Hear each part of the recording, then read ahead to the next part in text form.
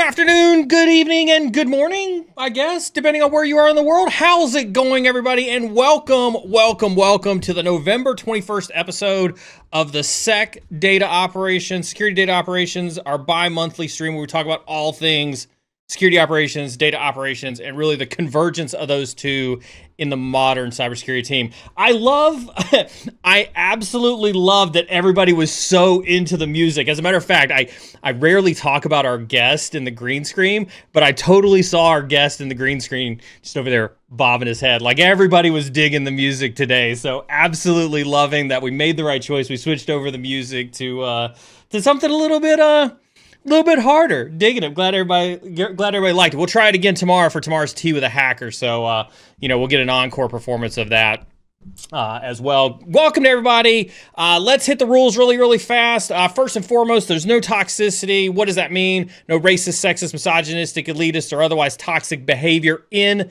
chat at all. We do have mods in chat who will make no qualms of utilizing that ban button. However, mods are not here to stifle chat in any way. So let's give a huge shout out across all the various platforms for our moderator crew, keeping us safe in chat. With that being said, this leads us to our second rule, or really more of a reminder than it is anything else. We love questions. There are very few places on the internet where you get to come and hang out with the massive amount of cybersecurity expertise that we have live here whenever we stream. One of the benefits of these streams being live is that you have the ability to ask and get answers in real time from myself or from our guests, which I know is really why you're here, is for the guests that we have today. And so we encourage questions throughout the stream.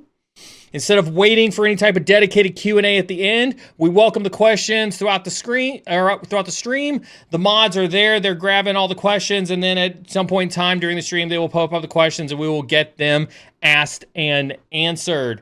And so we do always ask that you ask those questions, drop them into chat. We love to have an interactive conversation and keep things particularly interesting to you all. Without further ado, I'm going to go ahead and introduce my guest for today, fellow Twitch streamer, as I found out today. Chat, let's put our hands together across LinkedIn, YouTube, Twitch, Instagram, X, TikTok, Kick. We're streaming across Kick today, too. If you're over on Kick, say hi. Noah Hoag, welcome to the stream. Did I say that right? How the hell are you, sir? I'm good. It's pronounced Hoag. Hoag. Kind of with the Y in it. But yeah, I'm doing great, man. Thanks for inviting me onto your guys' show. I really appreciate it. This is awesome because I didn't find out until you and I were prepping for the stream. You watch the content as well ever since Jason was on last year. Yep.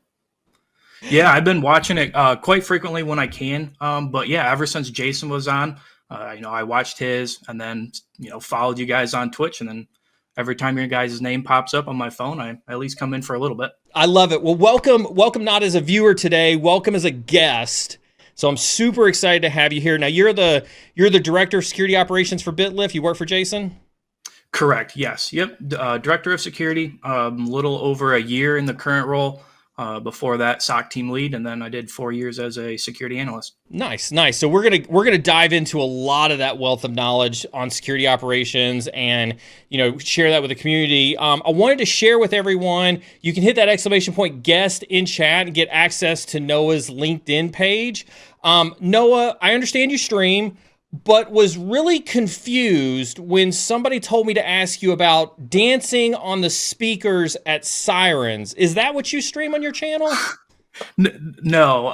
Yeah. So that is a local to our town kind of club bar, however you want to, picture it as. But yes, I do like to get down on the dance floor.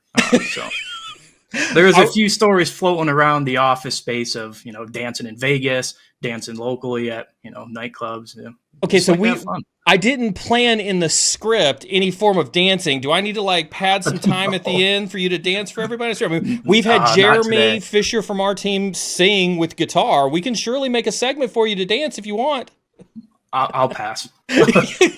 I'll save that for later. All right. Well, enough fooling around. Let's get into it. You know this from watching the stream. We cover a broad range of topics from red team to blue team. And so I was super excited when Jason basically volunteered you to come on the stream and really, have you here to really focus heavily on the blue side. And so with that, I'll remind Chad, we oftentimes talk about, the value of blue teamers and the blue side of the cybersecurity role. So this is a great opportunity to hear directly from that blue team, operator that exists. So let's level set. Let's start by level setting the audience across the board. Talk about what is security operations, not just at BitLyft, but as a job function.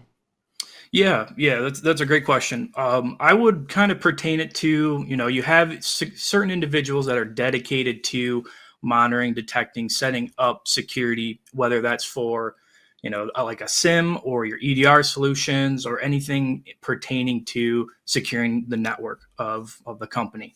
Having like a dedicated team to that, I would classify as like a SOC or, as a security operations part of a company's day-to-day operations, right? And so when we think about a SOC, like let's talk about different types of job roles. Like and I understand this could be vastly, like I think one of the things that confuses people is just how different certain SOC teams look in certain organizations. So can you kind of talk about, generally speaking, what should a SOC team look like? What are some of the job roles inside of a SOC, and maybe like what makes a good SOC, from a staffing or a personnel perspective? Yeah, I'll kind of give you a rundown of what I see with, some of our customers when they're implementing their own in-house SOC, and then kind of how we do it at BitLyft, the individual job roles we like to see, right? In BitLyft, we have security analysts. Security engineering is also part of that. So the engineers are more the type to help with setting up APIs or writing code or, doing more of the, like the physical code portion of day-to-day operations, where the analysts are more in the SIM, setting up log sources, stuff like that. Network admins can also be included inside this. I think that's important. There is like the whole saying of like the security and IT are too segmented, right? Well, I like to see at least a network admin or someone that's familiar with the network stack or can, work on the network stack at request of one of the security analysts or the security engineers, right? I think there does need to be a blend there to, cross team collaboration when it comes to, providing the best benefit security wise for that company. So that's kind of what I see in, day-to-day SOCs when I'm looking at other customers or ours internally. Let's break down a couple things too, because I think one of the big confusions really comes down into like a SOC analyst versus an incident responder. Kind of like, what's your take on that breakdown between maybe a SOC analyst 1, 2, 3 versus maybe somebody who's got like a dedicated title of like an incident responder? Yeah. At BitLyft, we do it a little bit different. All of our SOC analysts are also incident responders. We are a very flat, non-tiered SOC where, they're going to be answering support tickets. They're going to be the first ones on incident response, so forth. But it's not uncommon to have that layered approach, right? I think it is important to also have a layered approach when it's feasible, right? If you have a bigger team, a bigger SOC, having more dedicated individuals that just look at the support tickets or, your SIM or your EDR and making sure those are maintained correctly. But also that incident responder who's very knowledgeable and like, hey, this stuff actually needs to be escalated. This is a true incident. How they have the knowledge behind things like that, where they can provide more insight that maybe a lower tier analyst couldn't have in their current arsenal.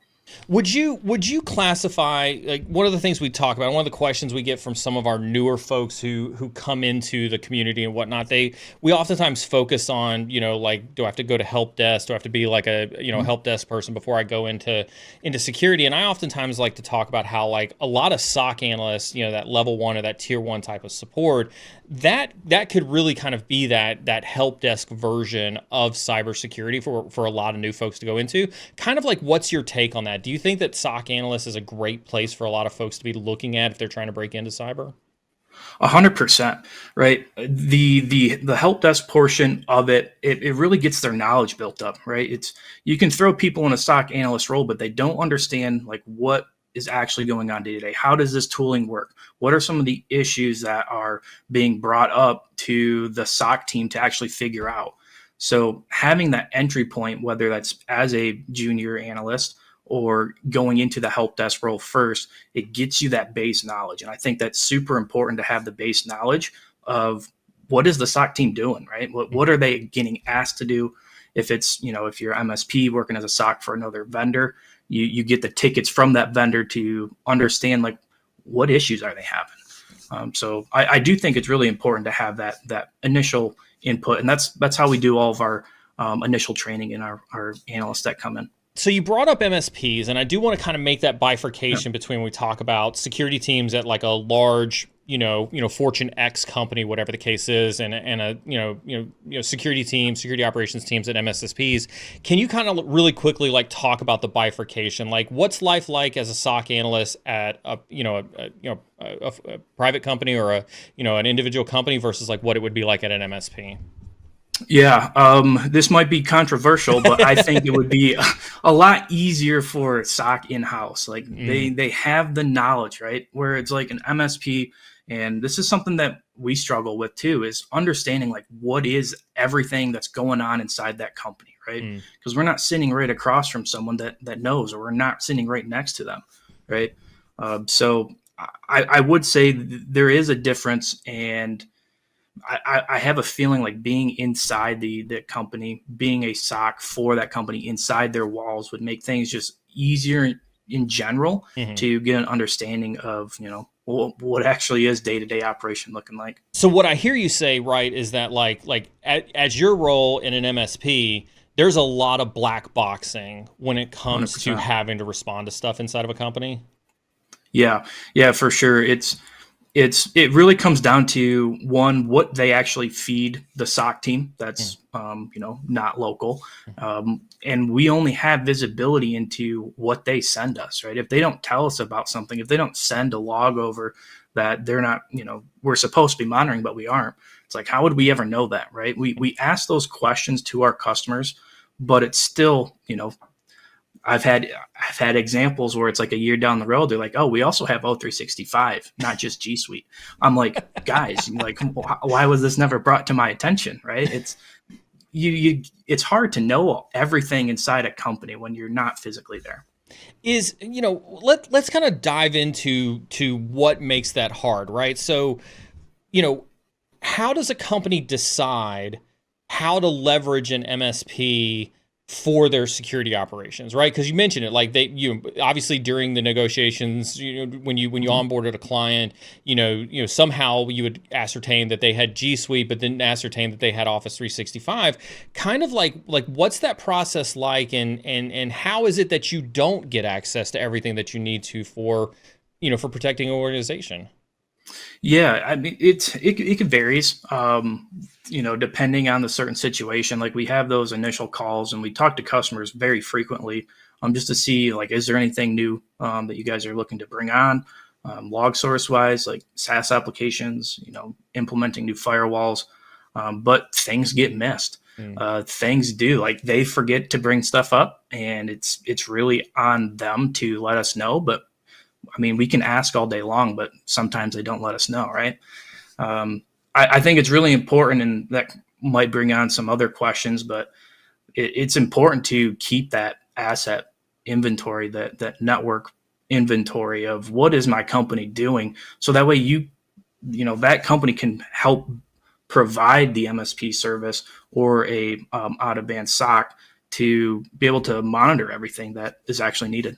Well, let's dive into that network inventory here a little bit, right? Because I think that's like we've talked about. When I say we, the industry all the time talks about like the value of inventorying stuff, right? Whether it's a hardware asset inventory, network asset inventory, we inventory our people all the time, right? When it comes to that, but would you say that there has gotten to be a data problem in terms of knowing where all that stuff is in most modern day enterprises? Oh, constantly. It's a constant problem. Whether it's, they have one that's, a year old and just hasn't been updated. Everyone's moving fast.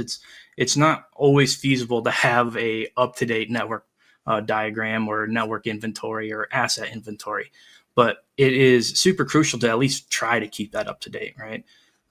Because things do get missed. Things get missed along the way. You don't push out things to, via like MDM to devices that you don't know about, right? Things get stood up and decommissioned really quick. Cloud computing, it's hard to keep inventory of what you have and what you don't. So then like let's walk through maybe like a couple of scenarios, right? So Yeah. a client calls you up, they're like, "Hey, holy crap, we've got like something's going on."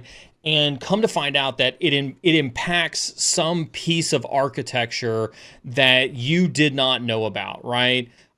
What is the process that you usually go through? Like, how do you get access to whatever that piece of technology is so that you can do that investigation? Yeah, so I have a really good example Yeah. for that. It just happened quite, probably mid-year this year. Is someone had some endpoints that they didn't know didn't have EDR on it, and someone plugged in a USB, and it got It did compromised, what right? USBs do. Yeah, and they're like, why didn't you notice this? I'm like, we looked through the logs. We're like, we don't see that agent anywhere logging to us. They're like, oh yeah, I didn't have an EDR agent on it. My bad. Like, let me go install that. So it's like after that point happens, it's like we quickly try to get things deployed, and we're asking like, hey, what else do you have in your network that you don't know about? Like, can you go and physically get up from your desk and go over to that server room and look, or go through your MDM solution and find devices that don't have EDR pushed out to it quite yet. So that's kind of how we handle those situations. It's more of like, okay, this is a very serious moment. Let's go and revalidate that you're sending the right stuff. And when you come across technologies in the middle of an investigation or in the middle of a response that have critical security data that you don't have access to centrally, how big of an impediment is it to resolving an incident for you to now have to shift maybe some of your processes or how you go about resolving that incident to focus on getting access to those technologies that you need to help the customer solve that incident? Yeah, I would say it's super important to just jump on that right away, right? Yeah. The reason why I think highly of having multiple individuals in a stock room, your security analysts that can, you can branch people off in certain situations like that. Like, you can have 2 or 3 people go in and continue investigation on things that aren't related to that machine, or you can have another subset of people go and actually dive onto that machine, get access to it, or at least have them, the customer, get access to it, share screen, take a look at it, and see what's going on.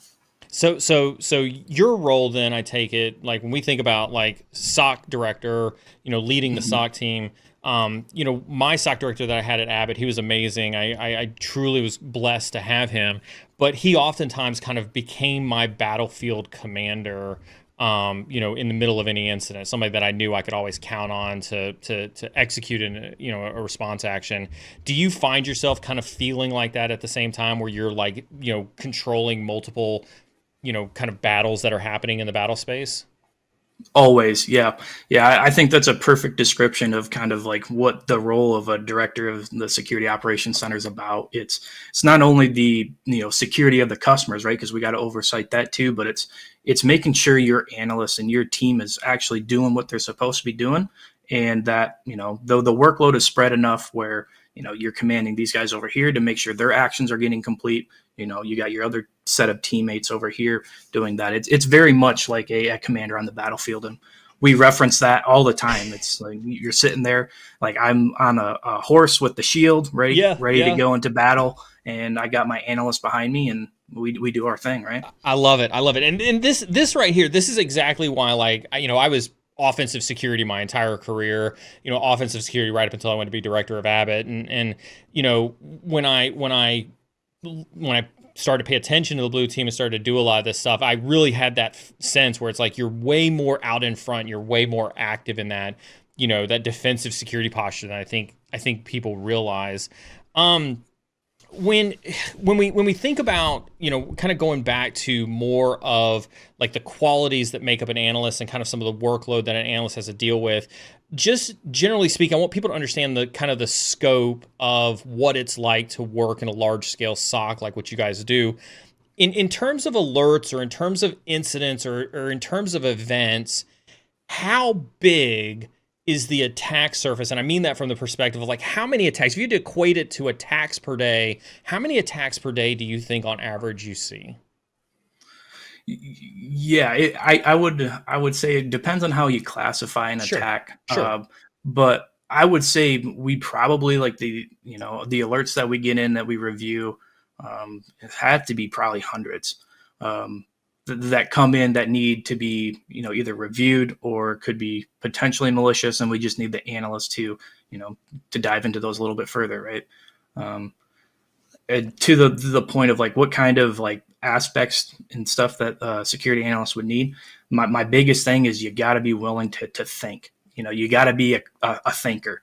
You got to see some metadata and be like, okay, now what does this actually mean? Is this malicious? Is it not malicious? The easiest thing to do is try to figure out why it's not malicious before you figure out why it is malicious. And so you know, different SOC analysts, probably have the same thought pattern, but it's like you got to be able to think critically, but able to be curious at the same time. It's like, okay, what is actually going on here? What happens if this is actually malicious? What's that attack vector look like? Right? Yeah, let's go back to the attacks really quick because I want to peek, like you said, two things there that I want to kind of pull apart, separately. When we talk about the number of attacks per day, do you worry about burnout with your SOC analyst on the front line? No, that's a really good question, because that is one of the biggest reasons why SOC analysts leave after a year, right? Mm-hmm. Is burnout. There is ways to mitigate it, and I think we do a good job at mitigating that. But I've had analysts come to me and be like, "Hey, I need a break. I'm kind of burnt out," and that's fine. Like, okay, go take your break, right? Take a week off. Go ahead. I was going to say that the biggest thing to do is really sit down and spend hours tweaking and tuning those alerts, making sure that they're actually firing on the correct things, right? When you talk about analyst and burnout, really quick, I want to get really, really specific on this. What is it? What are the behaviors that you see inside of a SOC that lead to that burnout? Is it because there's too many alerts? Is it because it's high adrenaline and high stress? Is it because you're working 20 hours a day? Like, what are those characteristics that make it high stress in a security team? Yeah, I would say, at least from my experience, it's not. It can be alarms. I would say that's not the whole reason why they get burnt out. It is more of like customer requests or things that are needed to be done task wise. It's like, hey, we got to get this thing done like tomorrow. Like, we got to build out this dashboard, build out these alerts by like tomorrow. And it's like, it's just the constant work that keeps shoveling into the SOC to be able to build out better alerts, better recommendations, better features out of a SIM platform that kind of takes a toll on people, right? Yeah. Let's talk about the SIM platform really quick, right? Because for years, centralization, data centralization, SIMs have always maintained a core piece of infrastructure to every security team. I want you to tell me what's good about a SIM, but I want to challenge you and I want you to tell me what's challenging or what's a con of having a SIM there. Yeah, I would say what's good about a SIM, and this also might be controversial, this whole segment here, but what's good about a SIM is we like controversial here. We like controversial. Yeah, these are just my opinions, by the way. Absolutely. A SIM is a very good data lake. Like, it gives you good information to make your logs human readable. You can create alerts off of it all day long, all you want, but it doesn't really solve the main issue, right? It doesn't solve, like, you could have alerts go off all day long for DNS traffic that's not supposed to happen, but it's like, do you want 2,000 alerts a day on people going to random DNS, or fix it on the back end, right? Go and, make things not go to random DNS servers, point an internal DNS or host your own. I would say the thing that I don't like about SIM, and, it would be that people trust it as a all-in-one tool. It does everything too much, because it doesn't. It is by nature a reactive platform. It is not going to initially stop a threat, because the logs that are generated into the SIM, it already happened, right? Mm-hmm. It's the conversations after. It's what you do with those alerts, like the DNS scenario. Like, okay, we bring that back up to our customers like, hey, how are you guys doing DNS? And they're like, oh, we're just doing VPN traffic, but it's split tunnel. So it's hitting whatever DNS server it wants. It's like, okay, well, let's try to get that fixed, right? I would say those are my biggest complaints about a SIEM. So I like that you called a SIEM I don't want to put words in your mouth, so let me try to characterize this. A glorified data lake is kind of what it sounded like you'd said as a SIEM. Yeah, you agree with that? So, agreed. Yep. So if I'm also hearing you correctly, you think that most people's view of SIEM is it's really, really good at aggregating data, but it doesn't do anything for you when it comes to actually investigating cybersecurity incidents that happen on a network. I would say it does help you with the investigation, because it does make it easier to be able to do this. Like, instead of going into your firewall and pulling down firewall logs straight from the firewall, you can go into the SIEM and look at it in a more human readable format. You can pivot on things. You can search specific metadata fields. It makes it easier. It doesn't solve the solution of your security posture overall, right? It's a piece of the puzzle. But doesn't it, I'm gonna push you on this a little bit, because again, and just for context for people who understand why I'm pushing on this, right? Like, I've built several SIEMs, I've done a lot of SOC deployments, I've done several Splunk deployments as well. One of my frustrations, right, and you kind of hit on it a little bit there, right, is it begets that you have those firewall logs in the SIEM, right? But what if cost prohibits you from having all of the data that you need to in the SIEM? Yes. And all you get is just the stuff, kind of to your point, that triggers just the alerting. Yeah, that's a tough one that we discuss with customers all the time, because it's like, oh, we want to log everything. Well, it's like, okay, you realize how expensive that could become, right? Like, SIEM platforms are either through EPS volume, their licensing, or through gigs a day. And, we have to be able to, based off of their budget, right, be able to say, hey, this log source isn't really that needed. The security context in it just really isn't there.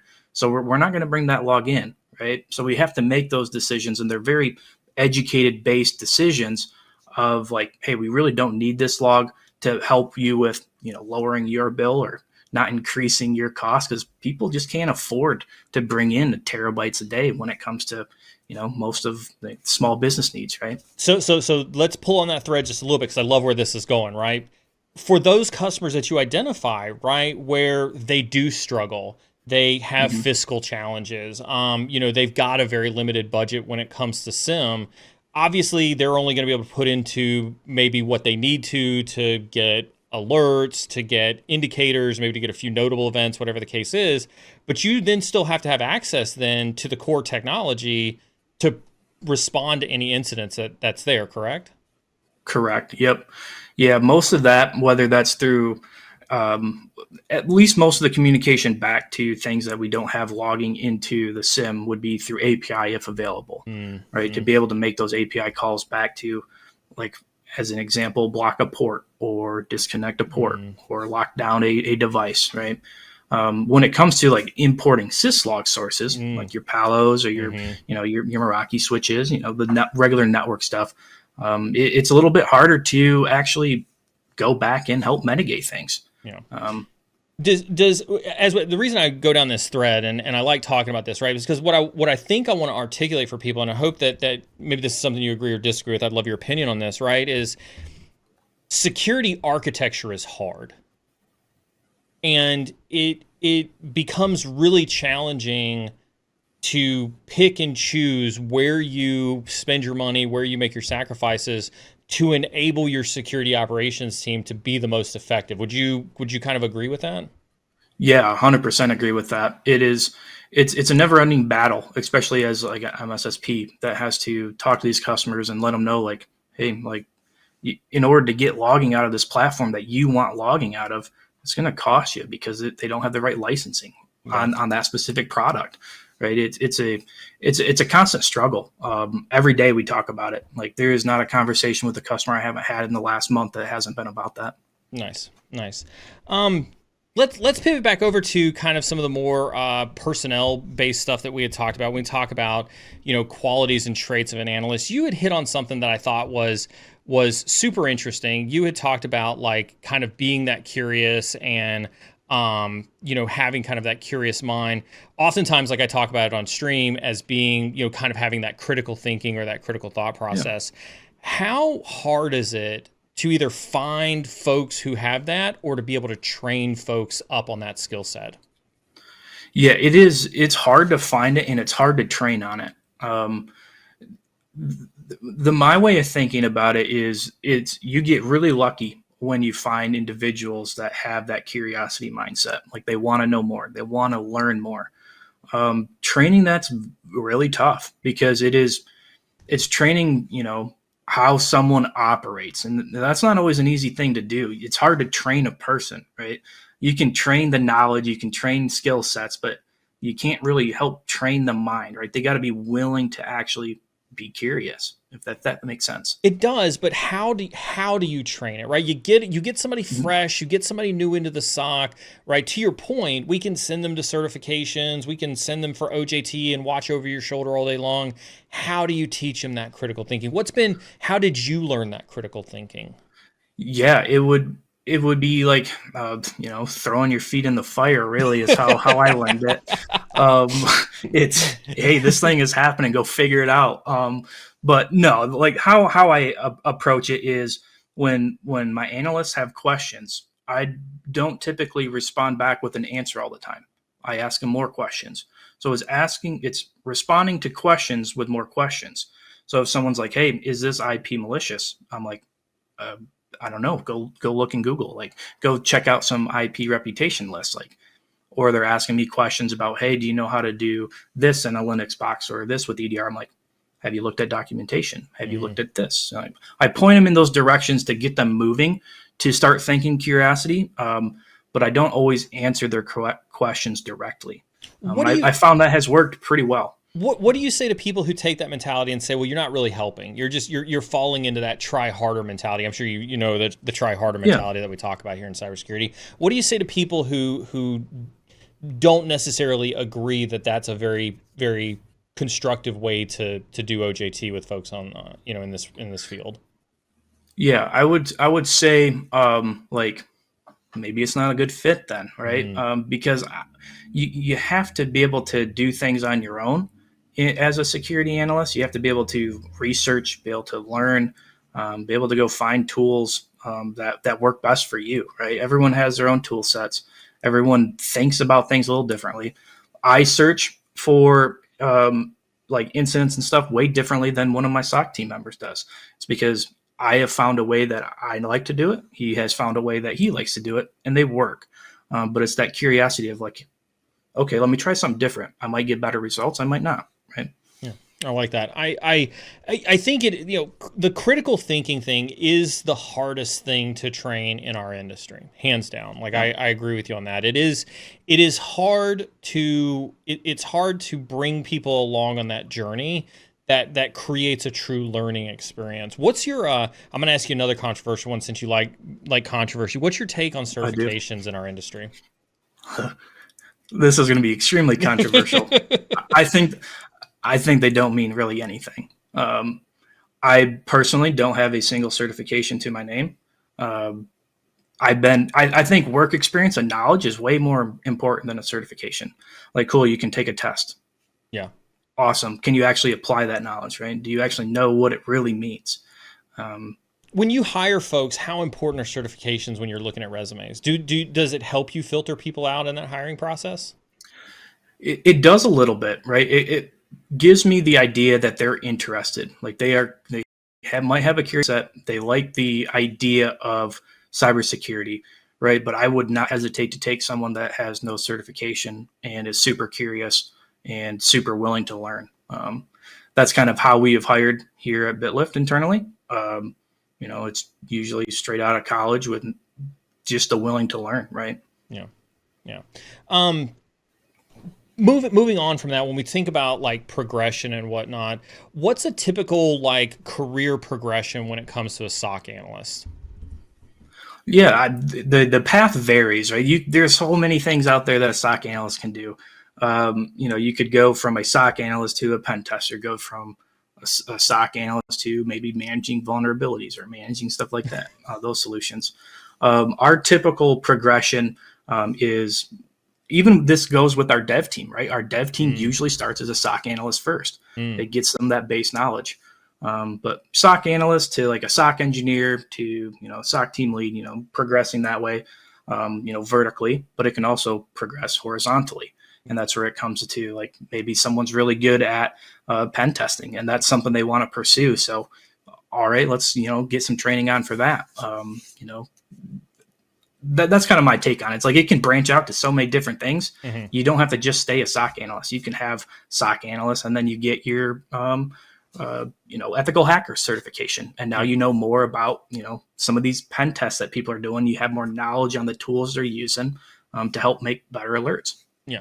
What about so you mentioned a couple things there. I want to pick on these a little bit. You'd mentioned like some of your devs start out as SOC analysts and then go to developers. How important do you see coding being, maybe as a SOC analyst, in cybersecurity generally as a career? Like, how do you see kind of people's perception of the need to be able to code? Probably more controversial again. I think they don't necessarily need to know how to code. I think they know how to read code is my big thing.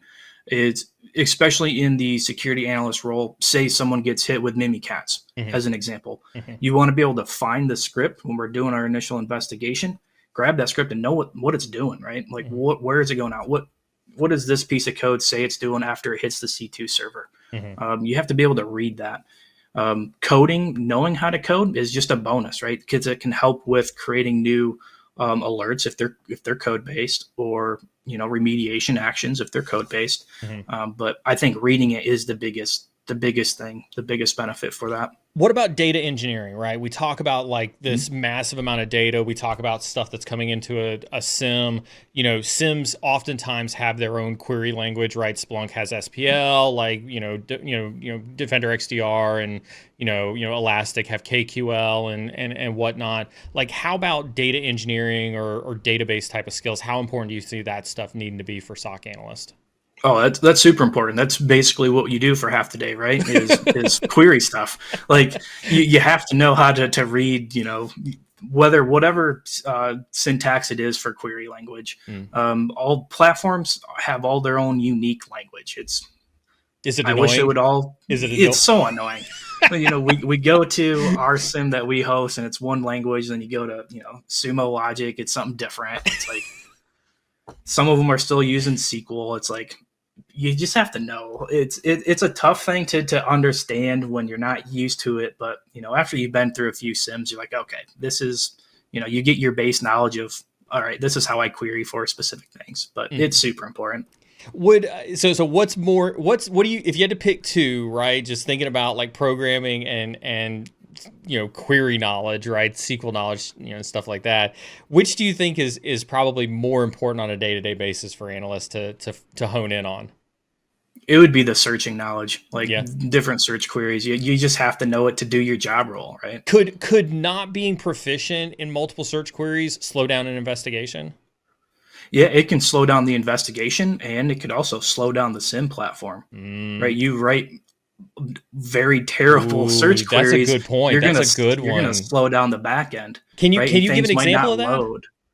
Oh yeah, there is a search query that uses OpenSearch on the back end, and if you write a terrible search query, that OpenSearch will error out, and you will get nothing but errors in your widgets. So it's like you're trying to filter on something, you mess up the query, and it takes too long to search. There's no data there in the dashboards. So you got to retrace your steps, redo it all, try to find a very proficient way of searching. And it's the same with parsing out the logs too. You write a terrible parser, it's going to slow down those logs being ingested. And then it's like, okay, why do I have a 30-minute gap in logs or unprocessed logs? It's like, well, the search query is killing it, right? Yeah, the search query is killing it. You didn't parse it correctly. It's not getting shoved into the indexer appropriately. Now you got to have all the query expertise to be able to query the index, to know which fields you're looking for. Like it feels like it cascades down after a while. It 100% does. Yeah. So I love this, right? Because like I think for me, when I got exposed to this and when I started to see this in my teams, it made it feel like we were asking folks too much. We were expecting too much out of folks to protect an enterprise. If you looked across like everything we just talked about here in the last few minutes, the demands on, fresh people coming into security, the need for certain types of skills, burnout and things like that, are we asking too much from our SOC analyst? Yes, I think we are.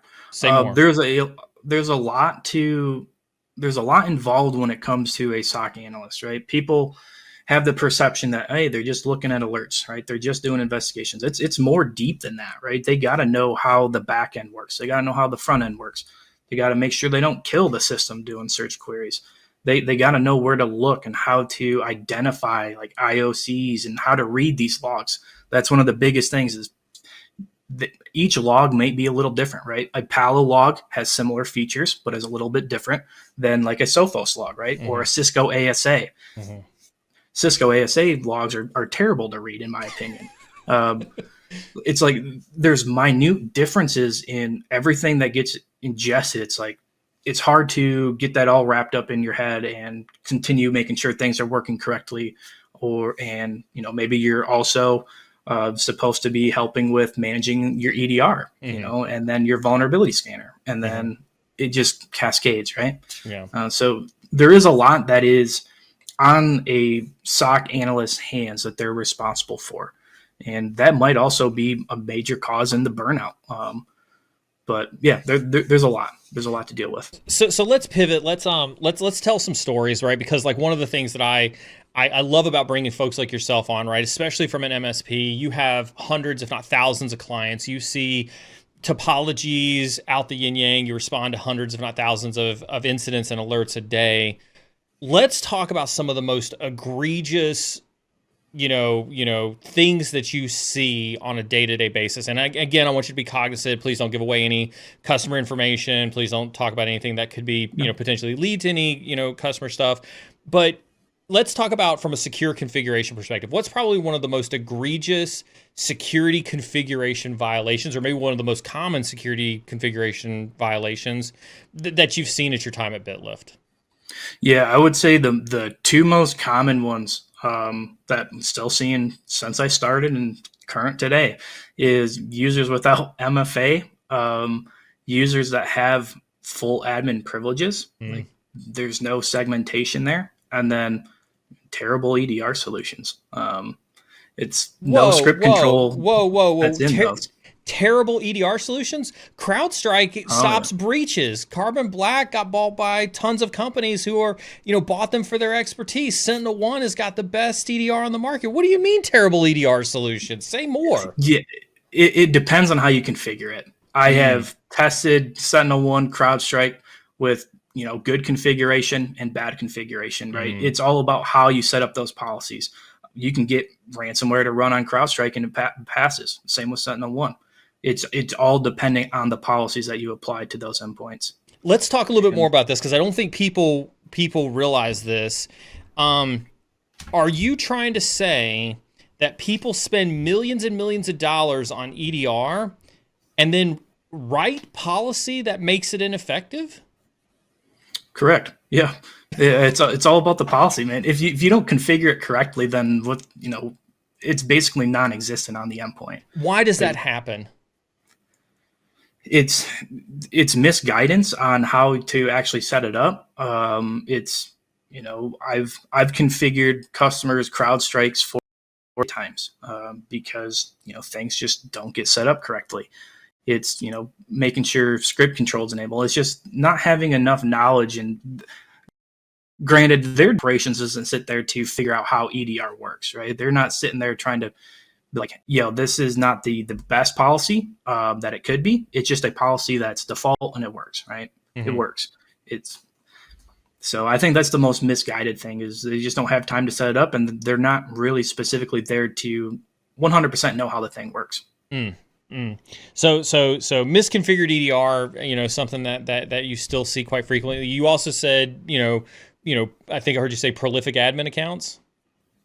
Yeah. Yep. So another big thing is having conversations with customers. They're like, yeah, everyone has local admin. They can do really whatever they want on the box. And I'm like, okay, well, why is that? Like, why is there no like GPO policies set up or anything like that for your users? And they're like, well, we know that it's set up the way it is, and we're okay with it right now because we don't want to spend time to fix it. And it's like, well, okay, I guess that's fair, right?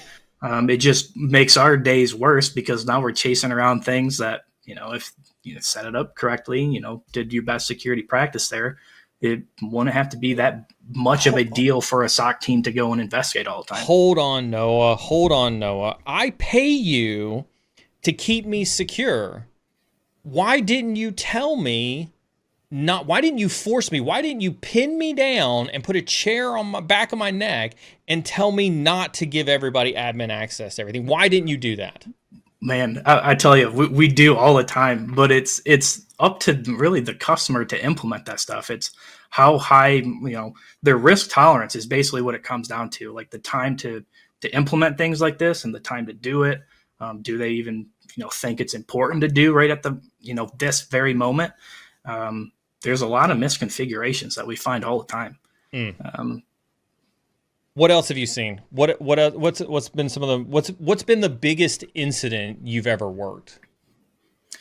Oh yeah. The biggest incident that happened, we have a saying in the SOC where October is like scary October. Everything everything bad that's ever happened to incident response wise has always happened in October. Okay. This year was our first year without anything critical happening, so we skirted by. But that means they're going to get you for Christmas. Yeah. The biggest thing that happened was it was Halloween a couple years back, the weekend after Halloween, and we woke up at 5 o'clock in the morning, had two customers on the line. Hey, we just got hit by ransomware. The other company, hey, we just got hit by ransomware. So we're working two ransomware incidents at the same exact time. Got hit with almost identical ransomware, and it turned, come to find out is they didn't know the endpoint that got hit didn't have EDR on it. And then the other was one of their vendors had a full any VPN tunnel into their network. Oh, wow. And that vendor got hit, and then it cascaded, across the wire into theirs and compromised them. Oh, wow. That was probably the scariest moment. There was probably a 2-week-long bridge. Security incident bridge between those two companies. And how much sleep did you get during that 2 weeks? So it was wake up at 7 a.m., be on a bridge till about 4:35 a.m., get a couple hours of sleep, and right back at it. Wow, that's nuts. That is nuts. I mean, listen, this is why we say, chat, right? Security analysts, incident responders. Like if you work in a SOC, you are the front lines of every company that's out there. Like you are dealing with this. Like this is it. This is as close as you come to battle on a day in and day out basis. Looks like we got a couple questions from chat, Noah. I want to kind of push these up. Some really, really good questions from chat. There's a remind chat to drop those questions in. So Chris says, since Noah had expressed an interest in finding someone, regardless of certs, with a deep curiosity, what advice does he have for those aspiring for a cyber career to get noticed beyond the HR filter in order to be considered for hiring? So really kind of back to that, like if you're, you sounds like you have the sentiment, you don't, necessarily agree certs are the end all be all. How do folks get past that filter if they're coming to look for a job at BitLyft, or if you're a hiring manager? Yeah, that's a really good question, because that's a hard one to pass. And, I know not everyone is being able to get jobs in the cyber field, even though everyone's saying there's so many jobs out here, right? It's like, okay, people are putting in applications left and right and no one's hiring. I would say take some time and go to like local events. Like there is local, like here in Michigan, that's where I'm from, there is a Michigan SecOps. So they have, their own monthly meetups, stuff like that, to talk to individuals that, maybe own businesses or are looking for individuals. getting yourself out there to these local events, talking with people. I think it's really important to know somebody to get into somewhere, right? If you're having difficulties there, there's a lot of people in the field that are meeting up on a weekly, monthly basis that you can go and chat with and share your knowledge with them, get some information back from them, and just have those conversations. I'm gonna use this opportunity to do a shameless plug for the 1,000 Connect Challenge. What sounds like you're advocating for is that, like, in this economy with the way things are currently, networking. 100%. 100%. There's nothing wrong with networking. Like you talk to individuals that are in the space, you can share knowledge with them. I was in the airport when the CrowdStrike thing happened, and I had someone come up to me and Jason and asked us what we were doing, and they had an interest in coding, and they were asking questions like, "Hey, how do I, start doing more research into this or furthering my education to potentially land a job as a coder?" Yeah. And so it's meeting new people. They always have good insights. Nice. This is more of a statement, but I see it as an opportunity to kind of dive into a little bit of question. We were talking about process, we were talking about burnout, we were talking about that stuff like that, and Anita brings up AI. What's your take on AI in the security operations? Controversial again. Yeah, let's do it.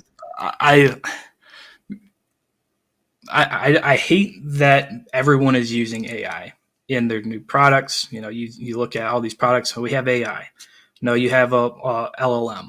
It's not the AI I envision AI to be, right? I want an AI platform that does, the investigation, the research, actual AI to do things like you look at like Tesla, like the Tesla robot. It's learning. It's not just a language model. The AI portion in cybersecurity is overused. I was at a conference just a few months ago, and everyone at the conference, all the speakers were talking about AI, and people were going past our booth talking about, "Man, dude, I'm so tired of hearing about AI." Like everyone's talking about it. And I get it because it's the same thing over and over again. Someone says, "Oh, we have AI." No, you really have an LLM. Which was fine and dandy. Like those are cool. It's awesome to use tools like that. I use ChatGPT every single day. It makes my life better. But the simplified list of steps to secure it, there is things inside ChatGPT where you can toggle some buttons. Don't quote me on how secure it is, but you can turn it off and say, "Don't use my information for training the model." Yeah. There's also something on LinkedIn that I learned a couple days back where they pushed out AI into LinkedIn without telling anybody. Yes. And you can go and turn that off. So I'd recommend that if you are against AI. Yeah. To not learn and train on your data. But I would say yes, it's a good tool. But I also think you have to have the knowledge behind the use of AI. Like if you're asking it questions, it's easier to understand if it's giving you correct output in those language models if you have the base knowledge beforehand. Right? If you could wave a magic wand and envision what AI for a security operations center would look like, you said one line, but I want you to kind of like dive into it a little bit. What do you think you want out of an AI if you were going to implement it into your security operations center? Yeah, I would really want it to be able to do the threat hunting portion of it, right? That's one of the biggest tasks for a security analyst. Can you talk about what threat hunting is so people understand what it looks like from your perspective? Yeah, so like threat hunting would be going through and looking at logs, right? You have your Palo coming in as an example, your firewall logs, and there's millions and millions of logs a day, right? Surfing through those, trying to find different IOCs or IP addresses that shouldn't be there, the activity that is malicious.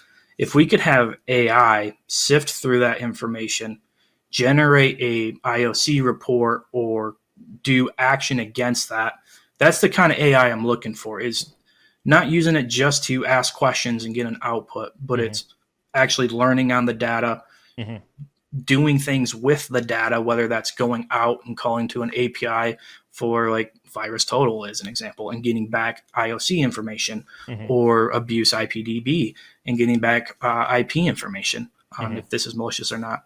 and really taking over like that tier 1 security analyst role. When you say, well, hold on. Before we freak Mm-hmm. out everybody, because you said taking over that tier 1 analyst role, is it then your also belief that AI, like, don't you think it's bad if AI takes over the tier 1 analyst role? I don't think it's bad. I still think there's a human element that needs to be there. And maybe taking over was the wrong term. It's more of like an assistant tool, right? Like ChatGPT is an assistant to help you correlate documents or ask it tough questions on your code and stuff like that. But as like a tier 1 analyst helper, if you will, like making that an internal tool your small security department could use, right? Yeah. If they don't have a full SOC team, well, now they have a virtual AI that can help them assist with going through day-to-day operations. Nice. So I'm glad you clarified that. Like because I'm with you, right? Like I think you said what I would agree with, right? Which is that I think AI has a role, especially in that tier 1 analyst perspective. But I would add on top of that I think we want that to happen so that we can have more tier 2, tier 3, senior incident responders, senior threat hunters. We want to raise the skill floor up so that, to your point, that human looking at that result that comes from those AI tier 1s, we've got more experience looking at that stuff. Yeah, exactly. It's really getting the mundane task out of the way so that they can work on other things, right? They can be that more intelligence on the incident response. It's like the AI taking over the support tickets and stuff like that come in, where I see that as a way to enhance a security team. Nice. All right, so rapid fire in the last 3 minutes. What are some of the biggest 3 misses that the cybersecurity industry has had, or that the security operations, just kind of like job function roles had? What are the 3 big misses that have happened this year in cybersecurity?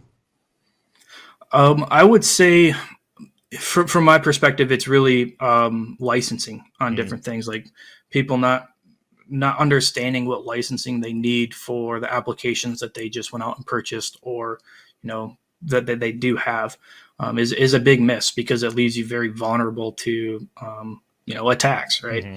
Like think of like an Azure license. There's companies out there that are still rocking the basic, where it's like you can't get conditional access policies until you hit P1 or P2 licensing. And it's like, they come to us, they're like, how come we can't stop these accounts from getting taken over? It's like, well, we can't apply the conditional access policies we need in order to help prevent that, right? Yeah. And another miss is the attack surface management of applications, right? Everyone might be controversial again.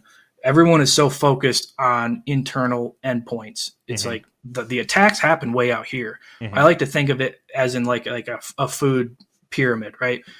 At the very top, most important things, you have your SaaS applications, G Suite, O365, Okta, those.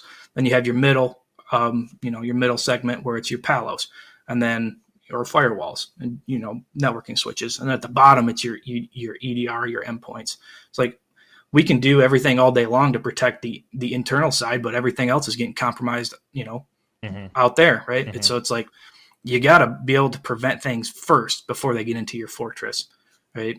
Yeah. Nice.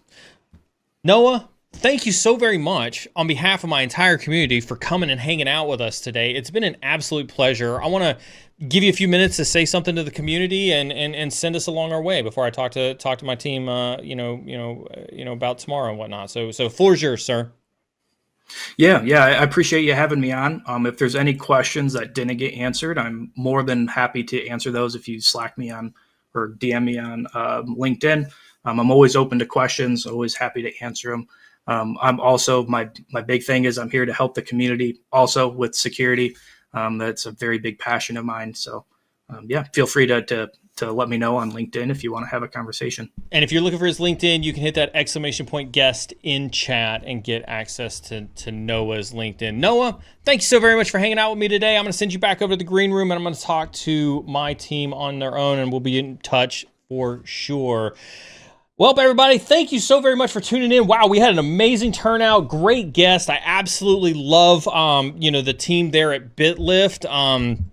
glad that Jason let us have Noah's expertise for the last 60 minutes to churn through some stuff there. I just realized that I did start the stream about 30 minutes earlier, and so I apologize for that. I was just that anxious to get you the content. I was just really that anxious for you all to get and meet Noah and see all that. And so I apologize for those who were like, wow, Neal started like 30 minutes earlier. Yeah, I realized about halfway through as I was looking at the time clock, I was like, it's like, that time doesn't look right. And I was like, I started 30 minutes earlier. So thank you all for being flexible. Thank you for having the notification turned on so you knew when the stream started. And I apologize for those who were expecting it to be 30 minutes later. With that being said, if you like that content, the BitLyft team, Noah and Jason, they're going to be coming back on December 17th. We're going to be doing, a bi-monthly threat brief. As you can tell, Noah and the BitLyft team, they've got a ton of, knowledge and they're seeing a ton of things on the wire. And so we're going to be providing real-time threat analysis for things that are happening in real time starting in December. Save the date, as Maz put in there, save the date, 12/17, and then every 2 weeks, we're going to be hanging out, talking threats on Tuesday. So make sure you are here for that. We will be doing Tea with a Hacker for tomorrow morning. I was, again, seems to be the week of misscheduling. I thought my scan was Friday. It's actually not Friday. It's Monday. And so we will be doing Tea with a Hacker for tomorrow. And so with that being said, I look forward to seeing you all tomorrow morning for Tea with a Hacker, where we'll be doing our Friday morning AMA. And with that being said, whether you're on the red side or the blue side or still deciding, keep learning. And I'll see you tomorrow.